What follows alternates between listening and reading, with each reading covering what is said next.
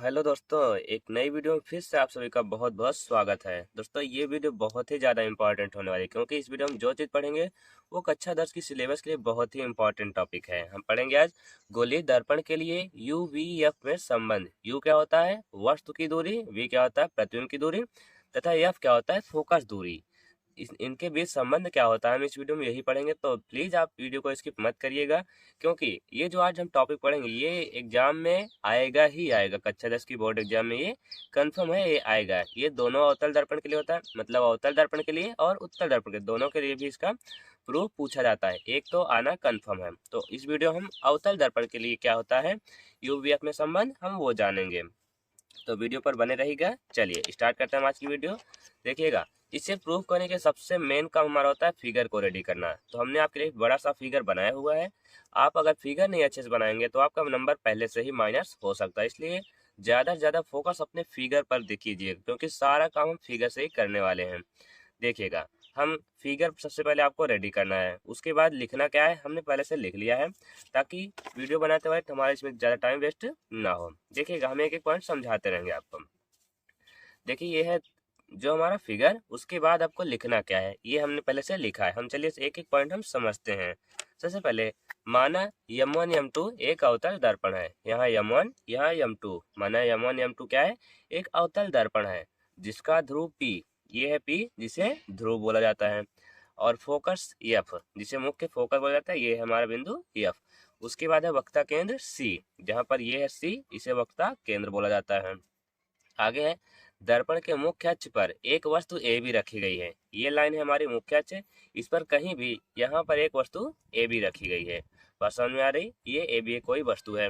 उसके बाद वस्तु के शीर्ष ए से मुख्य अक्ष के समांतर चलने वाली प्रकाश किरण ए आर। आप एक बात याद रखिएगा, डेरिवेशन करने से पहले कोई वस्तु होगी, आपको वस्तु के शीर्ष से दो प्रकाश की किरण ले जाना है। पहले जो मुख्य अक्ष के समांतर जाएगी, यह मुख्य अक्ष, इसके समांतर जो प्रकाश की किरण जाएगी परावर्तन पश्चात मुख्य फोकस से होकर जाएगी। यहाँ से वह मुख्य फोकस तो परावर्तित हुई, मुख्य फोकस से होकर गई। एक बात कंफर्म। उसके बाद आता है ए से मुख्य अक्ष के समांतर चलने वाली प्रकाश किरण ए आर। प्रकाश की किरण का नाम क्या है? A R.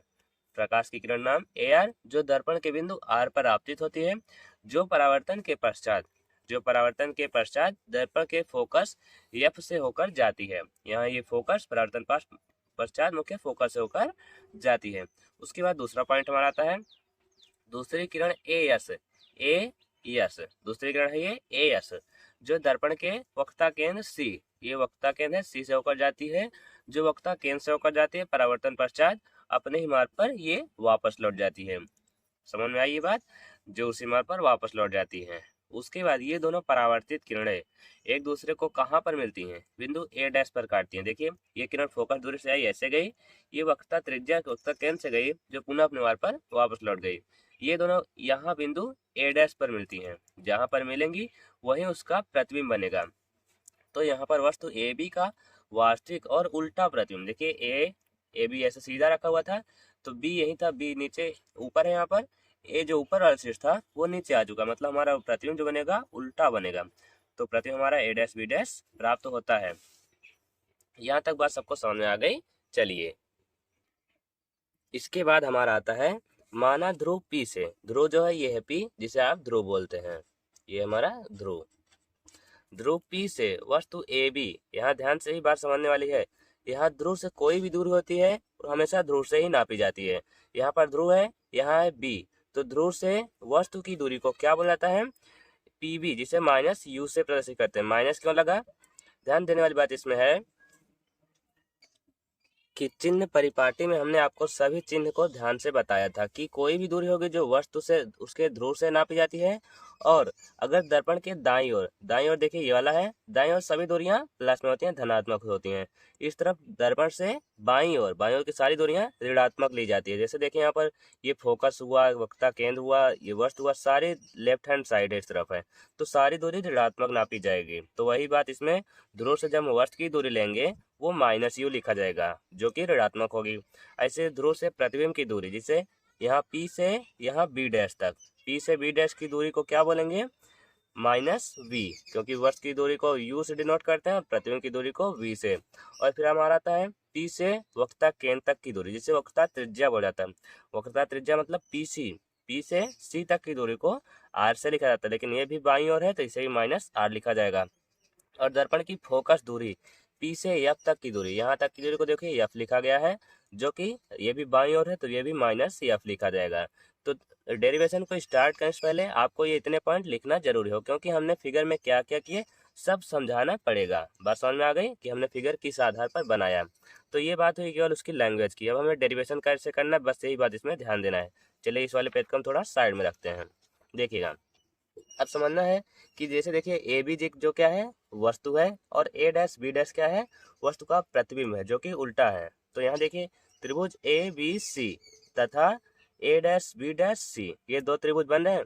A B C एक है और ए डैश बी डैश सी बिल्कुल वैसे सेम, मतलब साइज थोड़ा डिफरेंस है, बट उनकी सारी भुजाएं सारे कोण बराबर हैं। तो हम क्या चीज लिखेंगे इधर, ध्यान से देखिएगा।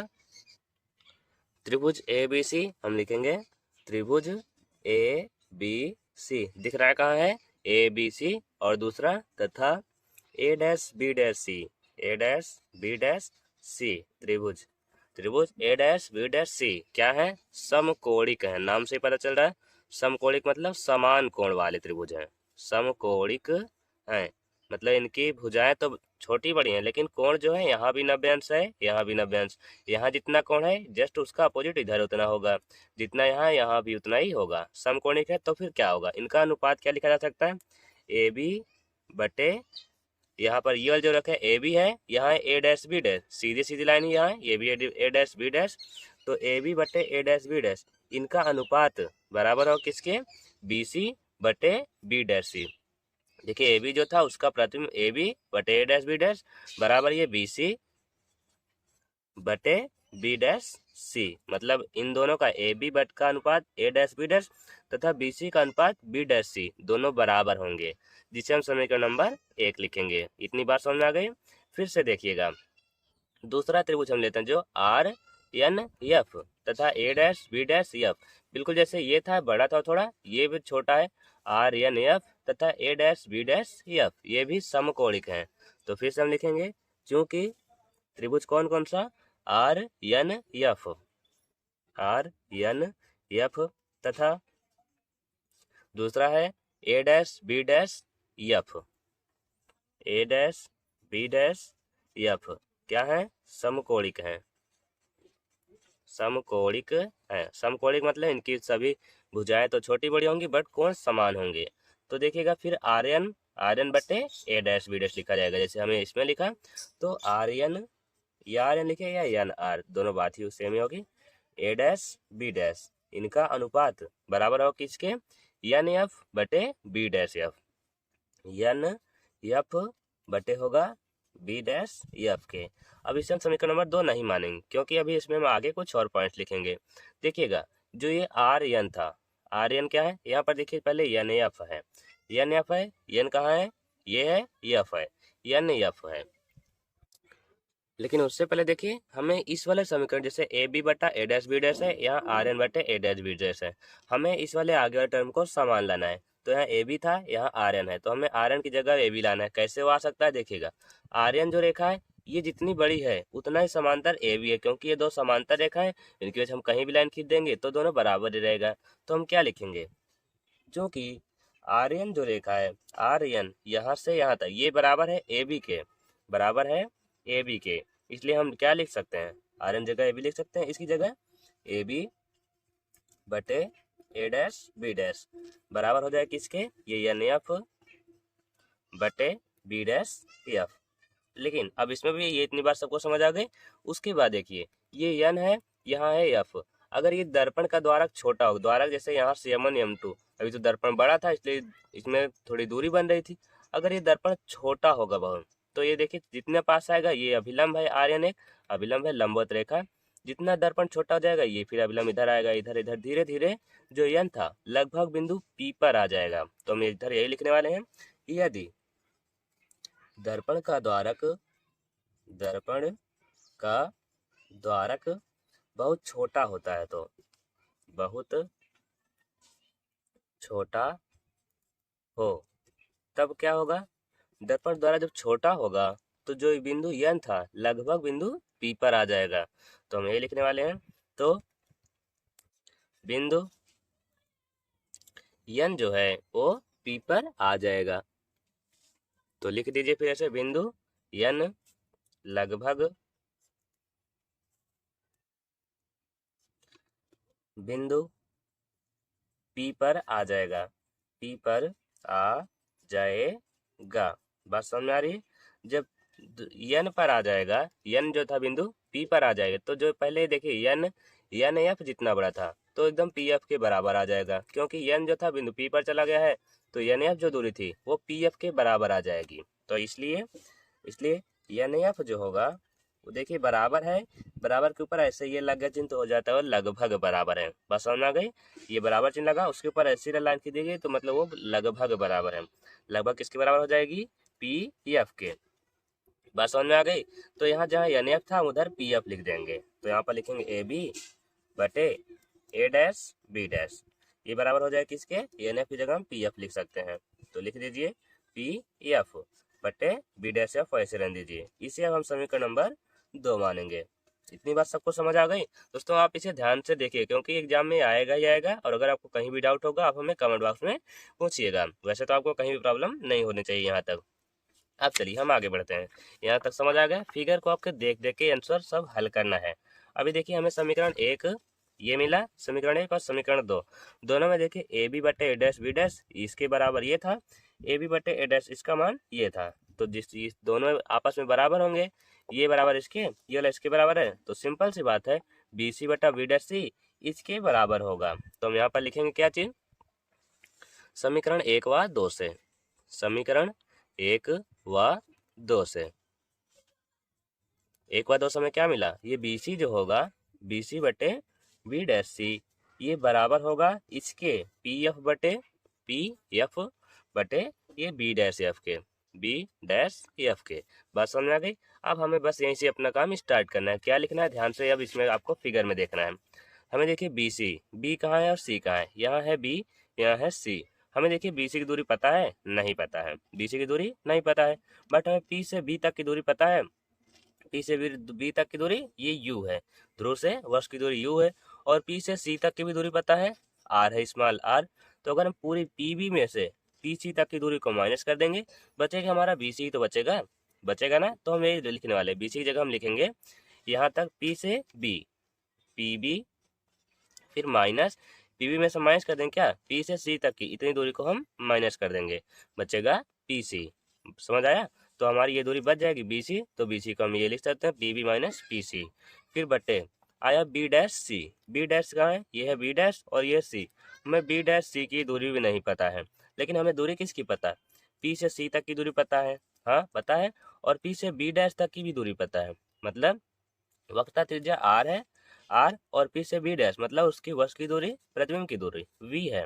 अगर हम वक्रता त्रिज्या पी सी में से पी बी डैश को माइनस कर देंगे, बचेगा ये इतनी दूरी, हमें मिल जाएगी ये जो पूछा गया हमसे।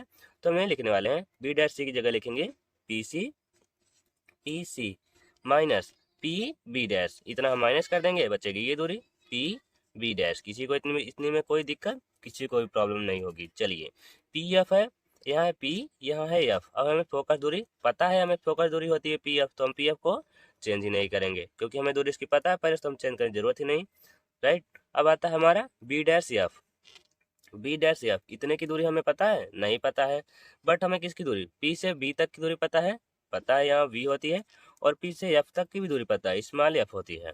तो पी बी डैश में से हम पी एफ तक की दूरी माइनस कर देंगे, बचेगी ये इतनी दूरी। तो वही हम करने वाले हैं, पी से बी डैश की दूरी पी बी डैश, फिर माइनस माइनस करेंगे कहाँ तक की दूरी? पी से एफ तक की दूरी, पी एफ को माइनस कर देंगे पी एफ।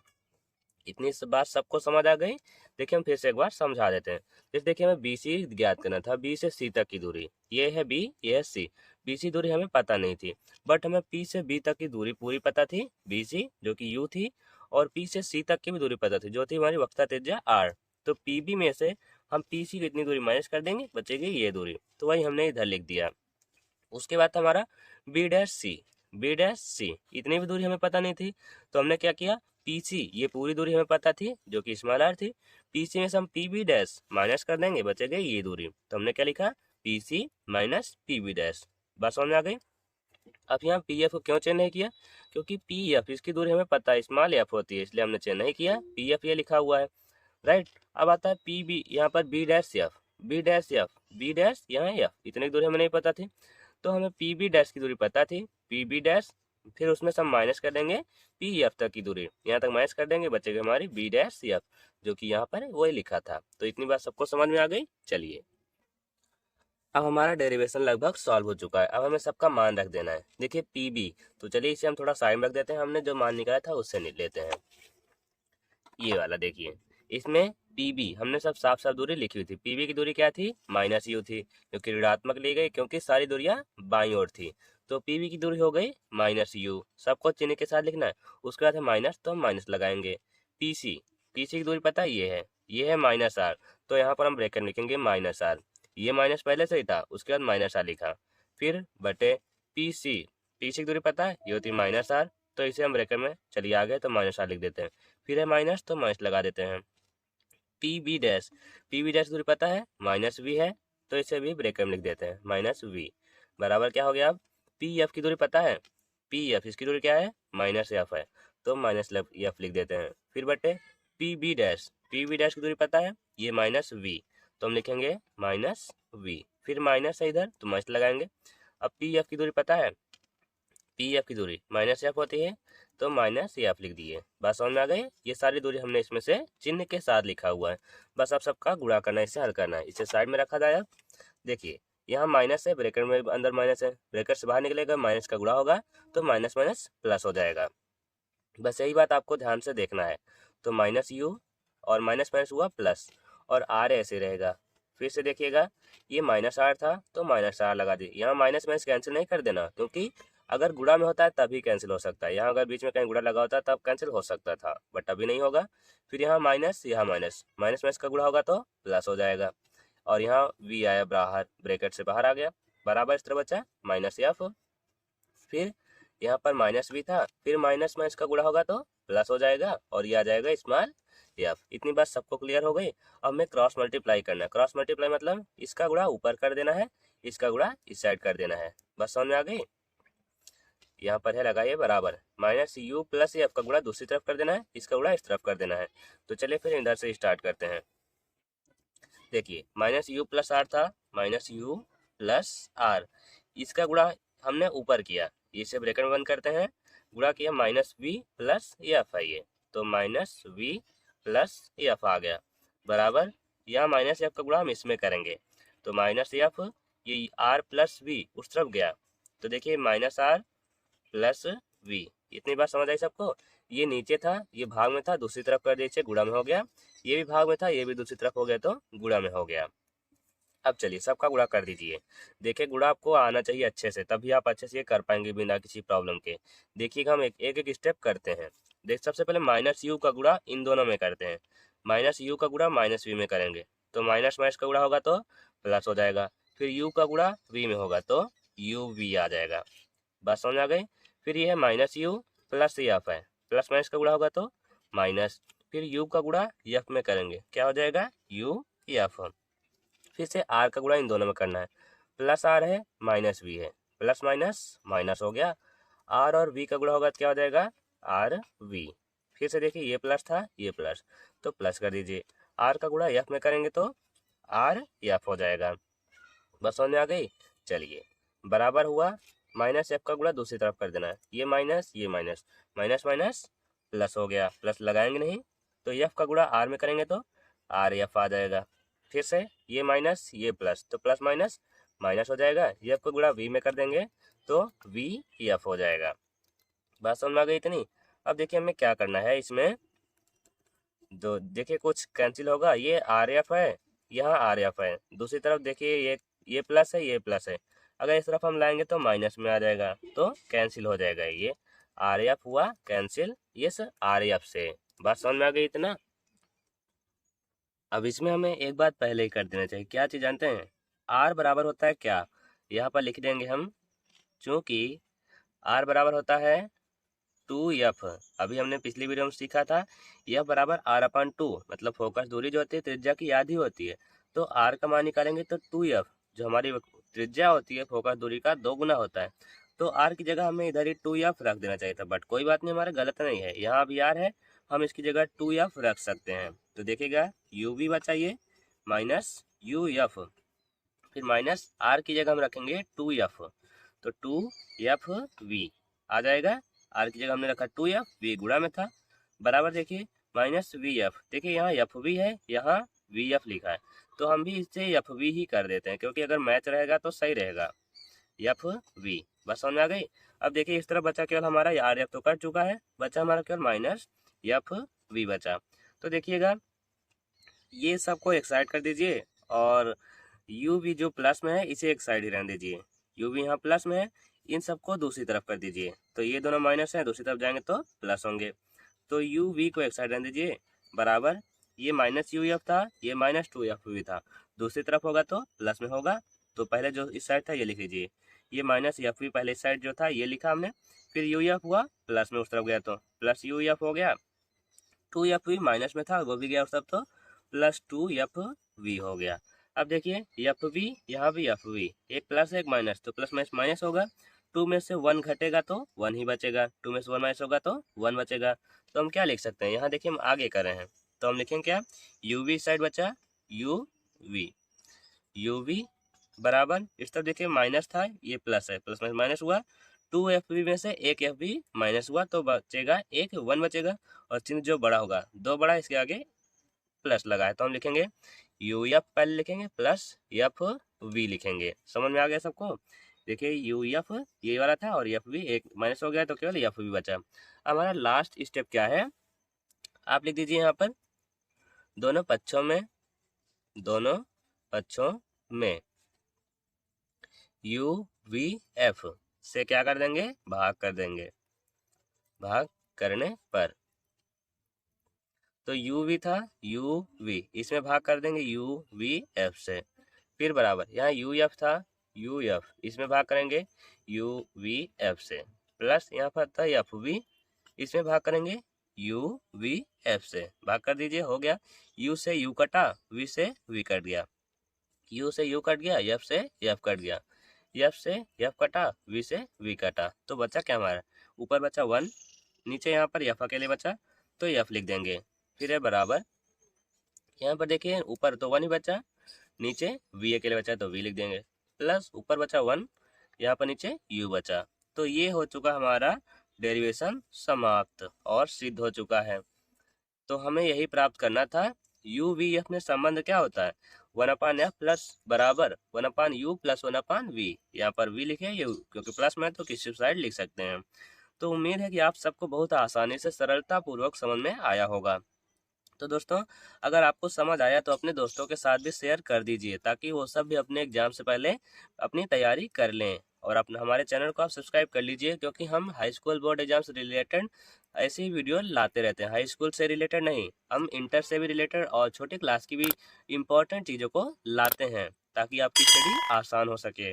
तो जल्दी चैनल को सब्सक्राइब कर लीजिए और साथ में बेल आइकन को भी प्रेस कर दीजिएगा, ताकि हमारी हर न्यू वीडियो की नोटिफिकेशन आप तक तुरंत पहुंच जाए। चलिए मिला जाएगा नेक्स्ट वीडियो में, यहाँ पर उत्तल दर्पण के लिए UVF में संबंध वो पढ़ेंगे अगली वीडियो में। तब तक के लिए जय हिंद, बाय बाय।